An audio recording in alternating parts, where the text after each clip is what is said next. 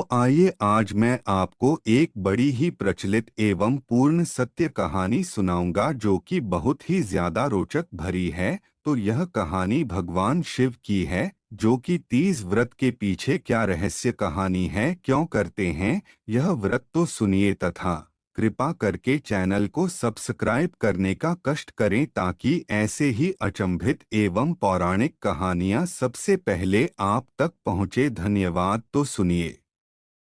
भगवान शिव ने कहा, हे गौरी पर्वतराज, हिमालय पर गंगा के तट पर तुमने अपनी बाल्यावस्था में अधोमुखी होकर घोर तप किया था। इस अवधि में तुमने अन्न न खाकर केवल हवा का ही सेवन के साथ तुमने सूखे पत्ते चबाकर काटी थी। माघ की शीतलता में तुमने निरंतर जल में प्रवेश कर तप किया था। वैशाख की जला देने वाली गर्मी में पंचाग्नि से शरीर को तपाया। श्रावण की मूसलाधार वर्षा में खुले आसमान के नीचे बिना अन्न जल ग्रहण किए व्यतीत किया।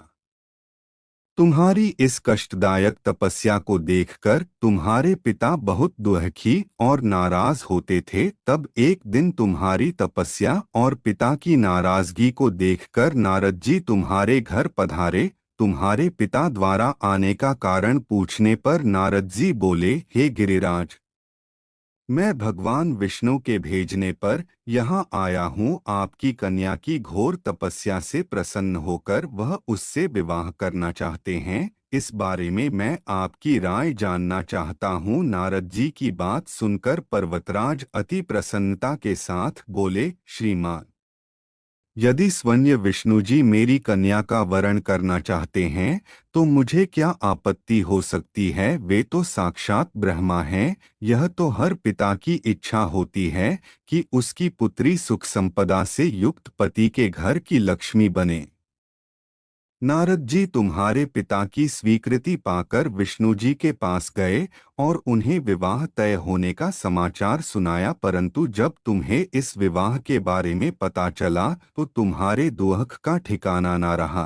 तुम्हें इस प्रकार से दुखी देखकर तुम्हारी एक सहेली ने तुम्हारे दुख का कारण पूछने पर तुमने बताया कि मैंने सच्चे मन से भगवान शिव का वरण किया है, किंतु मेरे पिता ने मेरा विवाह विष्णु जी के साथ तय कर दिया है। मैं विचित्र धर्म संकट में हूँ। अब मेरे पास प्राण त्याग देने के अलावा कोई और उपाय नहीं बचा। तुम्हारी सखी बहुत ही समझदार थी। उसने कहा, प्राण छोड़ने का यहाँ कारण ही क्या है। संकट के समय धैर्य से काम लेना चाहिए। भारतीय नारी के जीवन की सार्थकता इसी में है कि जिसे मन से पति रूप में एक बार वरण कर लिया, जीवन पर्यंत उसी से निर्वाह करे। सच्ची आस्था और एक निष्ठा के समक्ष तो भगवान भी असहाय हैं। मैं तुम्हें घनघोर वन में ले चलती हूँ जो साधना थल भी है और जहाँ तुम्हारे पिता तुम्हें खोज भी नहीं पाएंगे। मुझे पूर्ण विश्वास है कि ईश्वर अवश्य ही तुम्हारी सहायता करेंगे। तुमने ऐसा ही किया। तुम्हारे पिता तुम्हें घर में न पाकर बड़े चिंतित और दुखी हुए। वह सोचने लगे कि मैंने तो विष्णु जी से अपनी पुत्री का विवाह तय कर दिया है। यदि भगवान विष्णु बारात लेकर आ गए और कन्या घर पर नहीं मिली तो बहुत अपमान होगा। ऐसा विचार कर पर्वतराज ने चारों ओर तुम्हारी खोज शुरू करवा दी। इधर तुम्हारी खोज होती रही, उधर तुम अपनी सहेली के साथ नदी के तट पर एक गुफा में मेरी आराधना में लीन रहने लगी। भाद्रपद तृतीय शुक्ल को हस्त नक्षत्र था। उस दिन तुमने रेत के शिवलिंग का निर्माण किया। रात भर मेरी स्तुति में गीत गाकर जागरण किया।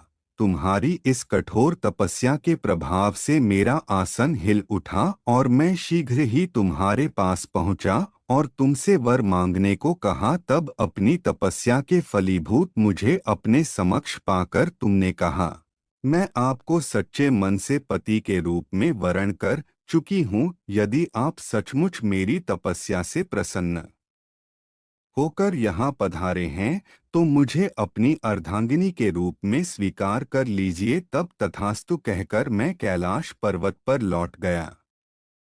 प्रातः होते ही तुमने पूजा की समस्त सामग्री नदी में प्रवाहित करके अपनी सखी सहित व्रत का वरण किया। उसी समय गिरिराज अपने बंधु बांधवों के साथ तुम्हें खोजते हुए वहां पहुंचे। तुम्हारी दशा देखकर अत्यंत दुखी हुए और तुम्हारी इस कठोर तपस्या का कारण पूछा। तब तुमने कहा, पिताजी, मैंने अपने जीवन का अधिकांश वक्त कठोर तपस्या में बिताया है। मेरी इस तपस्या के केवल उद्देश्य महादेव जी को पति के रूप में प्राप्त करना था। आज मैं अपनी तपस्या की कसौटी पर खरी उतर चुकी हूँ। चूंकि आप मेरा विवाह विष्णु जी से करने का निश्चय कर चुके थे, इसलिए मैं अपने आराध्य की तलाश में घर से चली गई।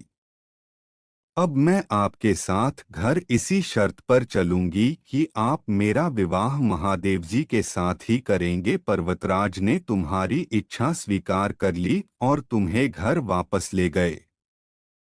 कुछ समय बाद उन्होंने पूरे विधि विधान के साथ हमारा विवाह किया। भगवान शिव ने आगे कहा, है पार्वती, भाद्रपद की शुक्ल तृतीया को तुमने मेरी आराधना करके जो व्रत किया था, उसी के परिणाम स्वरूप हम दोनों का विवाह संभव हो सका। इस व्रत का महत्व यह है कि मैं इस व्रत को पूर्ण निष्ठा से करने वाली प्रत्येक स्त्री को मन वांछित फल देता हूँ। भगवान शिव ने पार्वती जी से कहा कि इस व्रत को जो भी स्त्री पूर्ण श्रद्धा से करेगी, उसे तुम्हारी तरह अचल सुहाग प्राप्त होगा। इस व्रत को हरितालिका इसलिए कहा जाता है क्योंकि पार्वती की सखी उन्हें पिता और प्रदेश से हर कर जंगल में ले गई थी। हरित अर्थात हरण करना और तालिका अर्थात सखी। ऐसी ही अच्छी कहानी देखने के लिए हमारे चैनल को सब्सक्राइब करें तथा बेल आइकन को दबाएं ताकि नई कहानी आप तक सबसे पहले पहुंचे। धन्यवाद।